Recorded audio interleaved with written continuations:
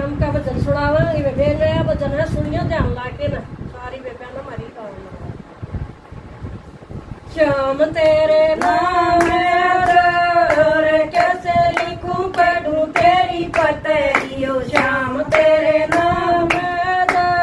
रे कैसे लिखूं पढ़ूं तेरी पतेरी कोई कहे दिन की दया कोई कहे सदा दया कोई कहे दिन की दया कोई कहे सदा दया कोई कहे नंद दिखला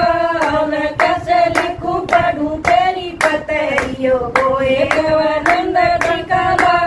मैं कैसे लिखूं पढ़ूं तेरी पतेरी ओ श्याम तेरे नाम आधार कैसे लिखूं पढ़ूं तेरी पतेरी ओ श्याम तेरे नाम हजार कैसे लिखूं पढ़ूं तेरी पतेरी कोई कहे राधापति कोई कहे रुक्मणपति कोई कहे राधापति कोई कहे रुक्मणपति कोई कहे मीरा का श्याम कैसे लिखूं पढ़ूं तेरी पतेरी ओ कोई कहे मीरा का